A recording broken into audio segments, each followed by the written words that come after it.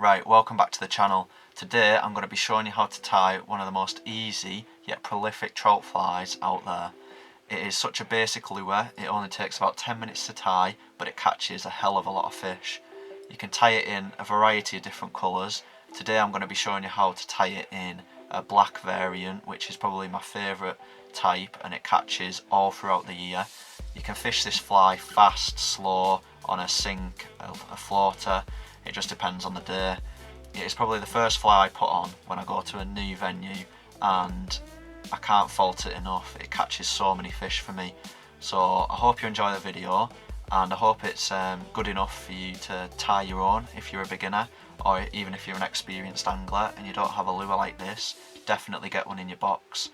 So I'll go through the quick demonstration of how you tie it, and I hope it catches you a lot of fish. So I'll catch you there. Right, before the tutorial starts, I thought I'd give you a quick overview of what I've been doing over the past few weeks. I've been targeting perch and pike on lures, but none of the sessions have really been successful.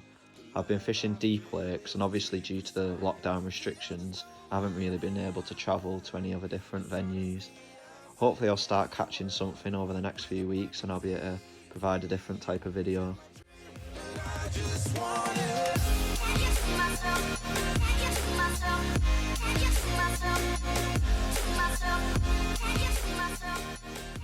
Right, we're here and we're ready to tie. So for this I'll leave a little list of what components you need and what materials you need and what I'm going to use. But to start off, I've got a size 10 hook with a little gold bead on it. You can use chain beads, which I'll show you now, and they are usually what I'd use, but I don't have any at the moment. So first things first, I'm going to take my thread, which is black, and it's very simple. All I'm going to do is lay the thread at the back, wrap it up all the way to the head of the fly, and I'm just going to go back down just so you're trapping this initial thread in so it doesn't come loose.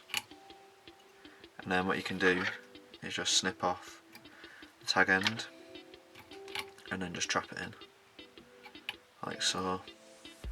So the next thing is to get your black marabou and just feather the amount that you want back and then take it off.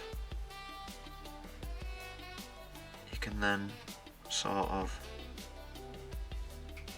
massage the feathers so it looks like you've got a tail. And then all I'm going to do here is make sure that they're facing the right way. And what you're going to do is grab them, so you pinch them, place it to the back of the hook and wrap a very light loop round like so and trap it to the back of the hook. I'm just going to do that again. Here. Trap it to the back of the hook a couple of times and you can just sort of manoeuvre it back so you have it just like that. And then what you can do is take this tag end, just sort of trim it off like so. And all I'm going to do is give it a good few wraps to secure it. Make sure that the tag end has been trimmed off. Just going to build the body up a little bit by moving up to the head and then moving all the way back down. You want to move all the way back down so you're ready for the next part, which is when you have your straggle frits. So for this I'll probably take, I don't know, 4 to 6 inches of straggle frits, depending on what size hook you're using and how tight you're going to do your wraps. I'm going to do mine quite tight, so I've got maybe 5 inches of straggle frits. So what I'm going to do is take the straggle frits and lay it on the back of the hook. Once again, do a very light loop round and nip it so it secures it. And then all I'm going to do is wind it back to the tail and then wind it forward to the head. Next you take your straggle fritz and you leave your thread hanging at the top next to your head and just pass the straggle fritz round, and I'm using quite tight turns here so I'm building the body up relatively thick. And you're going to do this all the way to the head.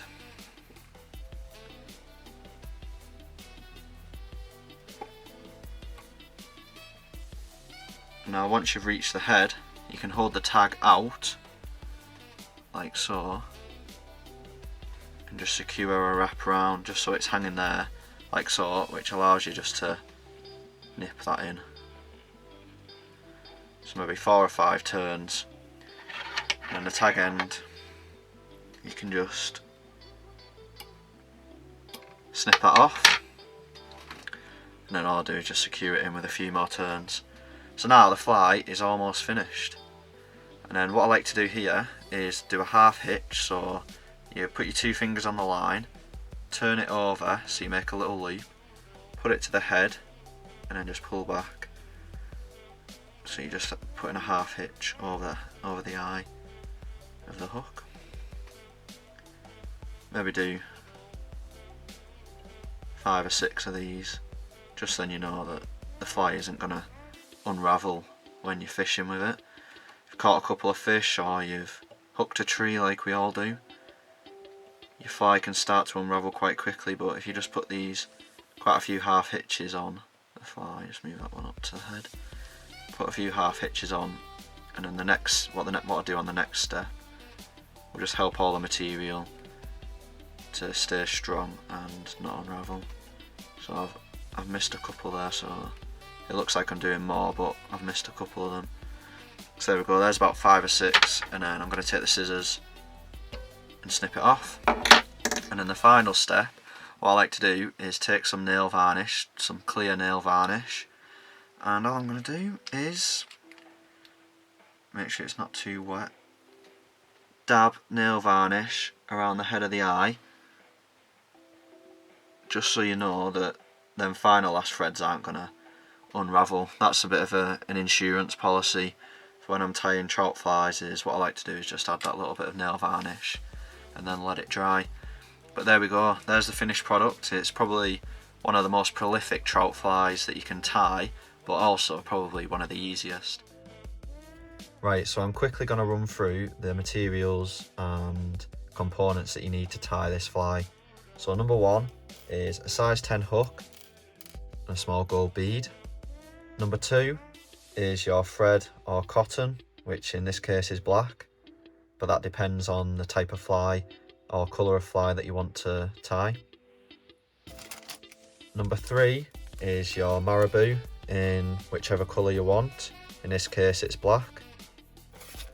Number 4 is your fritz, which in this case is black and gold, which has hints of purple in it. Number 5, which is optional, is flash. And finally, number 6 is some clear nail varnish. Well, thank you for watching. If you did enjoy this video, please drop a like down below, comment and hit that subscribe button. But until then, get these flies in your tackle box and tight lines. I'm only a beginner at flying ties.